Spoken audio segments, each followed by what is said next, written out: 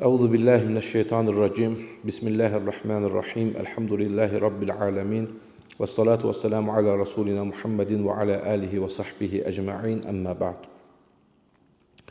Değerli qardaşlarım, bir məsələni diqqətinizə çatdırmaq istəyirəm. Bu gün danışmaq istədiyim məsələ həqiqətən də çox ciddi, vacib, önəmli bir məsələdir. Hansı ki bu bizə şuur altı ötürülən, bizim üçün normallaşdırılmağa çalışılan, amma dinimizdə Allah və Rasulunun çox diqqət elədiyi və möminləri bu yöndə diqqətə çağırdığı bir məsələdir. İlk öncə dəlillə başlamaq istəyirəm əlbəttə. Baxın, İbn Cərrah Təbər rahimehullah Təbuk qazvəsinə gedən bir qrup insanla bağlı danışır ki, onlar qazvədə olarkən, cihada çıxarkən başlayırlar öz aralarında zarafatlaşmağa və deməyə ki, bizim bu Quran oxuyanlarımız qədər mədələrinə düşkün, dilləri yalancı və düşmənlə qarşılaşma əsnasında daha qorxaq olan heç kəs yoxdur. Və o məclisdə olan bir nəfər qalxıb deyir ki, yalan danışırsan, o danışan kəsə. Sən bir münafiqsən və səni Rasulullah sallallahu aleyhi və səlləmə şikayət edəcəm. Və bu hadisə Rasulullah sallallahu aleyhi və səlləmə çatdığı zaman ayət nazil olur ki, onlara soruşsan, mütləq biz oyun əyləncə içərisindəyik deyərlər. Qul əbillahi və ayatihi və rasulihi kuntum təstəhziun la ta'təziru qad kafartum ba'da imanukum. De ki, siz Allah ilə, onun ayətləri ilə, onun rəsulu ilə mi istehza edirsiniz? Üzr istəməyin, siz imandan sonra kafir oldunuz. La ta'təziru qad kafartum ba'da imanukum. Siz imanlarınızdan sonra kafir oldunuz. Baxın, ayətin əzəmətinə baxın. Necə əzəmətli bir ayətdir və ayətdə bir qrup insanın küfrə düşməsindən danışılır. Və ayətin öncəsinə baxsaq, Allah Azza və Cəllə buyurur ki, onlara soruşsan, deyəcəklərdir ki, biz sadəcə oyun əyləncəyə dalmışdıq. Oyun əyləncə ilə məşğul. Yəni, zarafatlaşırdıq sadəcə öz aramızda. Və hətta İbn Teymiyyə rahimehullah dedi ki, onlar etdikləri əməlin yanlış olduğunu bilirdilər, amma onları dindən çıxaracaq qədər böyük bir cürüm olduğunu bilmirdilər. Yəni, bilirdilər ki, bəli, belə şeylərlə zarafatlaşmaq, dinin hər hansısa bir əhkamı ilə zarafatlaşmaq, dini mövzularla zarafatlaşmaq olmaz. Amma bunun bu qədər sərt bir reaksiya ilə göstəriləcəyini onlar bilmirdilər. Və qaydaq indi bu günümüzə, bu məsələnin bizə toxunan hissəsi nədir? Baxın, əziz qardaşlarım, bugün hər birimiz sosial şəbəkələrdə oluruq və sosial şəbəkələri elə bir səviyyəyə gətirib çıxardıblar ki, istəməsək də bəzi videolar qarşımıza çıxır və baxmalı oluruq, görməli oluruq. Və sosial şəbəkələrdə qarşıma bu yaxınlarda çıxan bir məsələ məni çox narahat etdi. Türkiyədə çıxmış bir kinodur, bir serialıq kinodur, bir məscid imamı ilə bağlı kinodur. Kinonun adı yadımda deyil, sadəcə fragment gördüm də onunla bağlı ki, gördüm bir kinodur, məscid imamıdır, cəmaata namaz qıldırır məsciddə, cübbəsi, saqqalı öz yerində, amma imam dindən istehza edir, dini zarafatlar edib cəmaatı güldürür.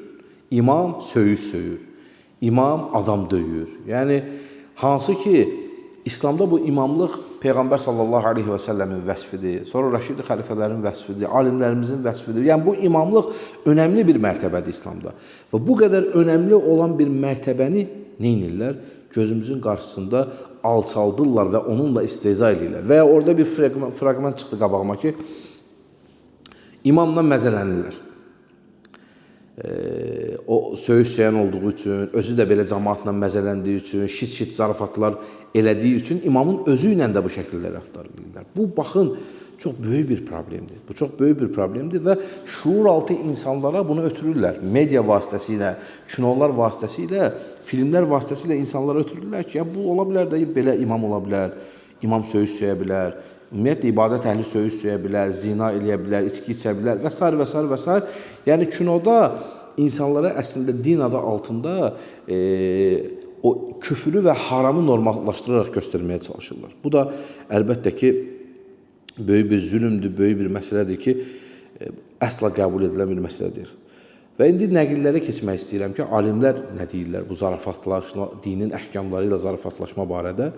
İmam Qurtubi rahimehullah Qadı Əbu Bəkr ibn Arabidən belə nəql edir ki, küfür ləfizləri ilə zarafat etmək küfürdür. Yəni, ləfsi olaraq dini bir əhkamla küfür etmək küfürdür. Bu mövzuda ümmət arasında heç bir ixtilaf yoxdur. Əhkam-ül Quran 3-cü cild 207-ci səhifə. Həmçinin İbnül Cevzi rahimehullah buyurur ki, küfür kəliməsini izhar etmə mövzusunda zarafat edənlə ciddi olan arasında heç bir fərq yoxdur. Və bu ayə, Tövbə surəsi 65-66-cı ayə buna apaçıq bir işarədir. Bir insan ciddi bir şəkildə mi küfür ləfzini istifadə edir, yoxsa zarafatla mı eləyir, bunun heç bir önəmi yoxdur. Və bu barədə dediyim kimi nəqillər çoxdur. Həqiqi mənada nəqillər çoxdur və onlar bu kimi dəlillərin olması, nəqillərin olması məsələnin nə qədər ciddi olduğunu bizə göstərir. Həmçinin İmam Cəssas Əhkəmül Qur'anda bizlərə bildirir ki, təfsirdə bu ayətdə ikrah olmadan küfür kəlməsini deyən kəsin zarafat və ya ciddi olması eyni hökm olduğu bizlərə bildirilir. Bu ayə küfür kəlməsini izhar etmək xüsusunda zarafat edənlə ciddi olan eyni hökmə tabi tutulduğunu bizlərə bildirir. Baxın, həqiqətən bu barədə nəqillər dəhşətli dərəcədə çoxdur ki, dinin özü ilə və yaxud da onun əhkamlarından biri ilə istehza eləmək küfürdür və buna da zarafatla eləmək, ciddi eləmək arasında bir fərq yoxdur. Zarafatla etdiyin təqdirdə də insan bu küfrün içərisində olur. Ona görə əziz qardaşlarım, bu zarafatlaşma məsələlərinə diqqət eləmək lazımdır. Zarafat eləyərkən dinin əhkamları barədə, dinin əhkamlarını dilə dolayaraq zarafatlaşmaq əsla icazəli deyil.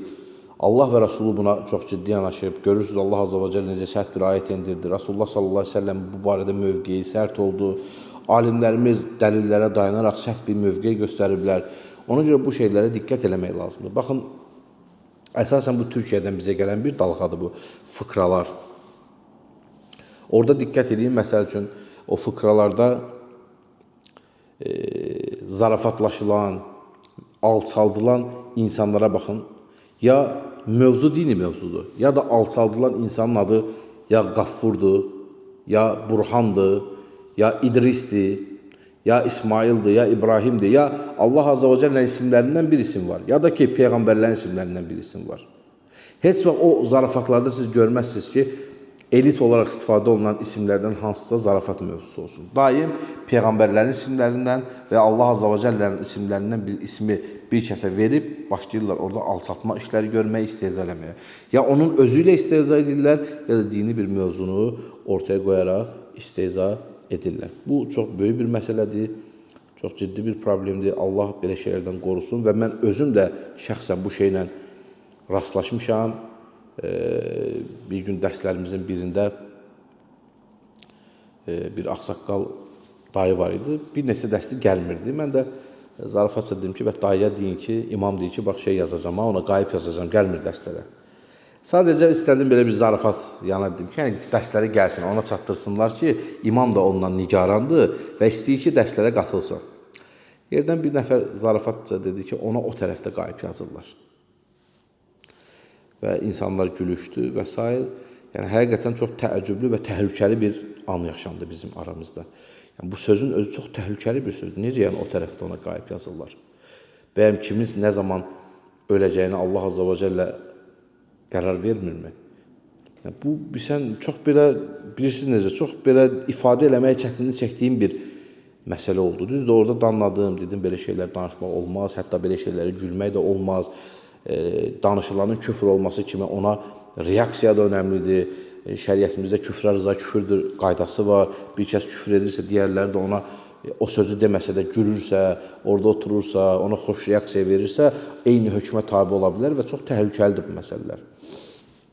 Yəni, əlhəmdülillah, orada dərhal zaten qardaşlar tövbə elədi və Allah həmd olsun ki, bir daha belə şeylər rastlaşmadıq, şükürlər olsun. Amma bu görsənir ki, yəni daimi dərsə gələn, daimi məsciddə olan qardaşların belə arasında belə zarafatlar ola bilirsə, deməli, cahil olan məscidlərdən, elm məclislərindən uzaq olan insanlarda daha çox bu problem var.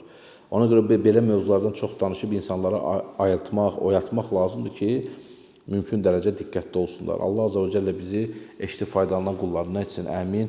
Vəlhamdülillahi Rabbil aləmin.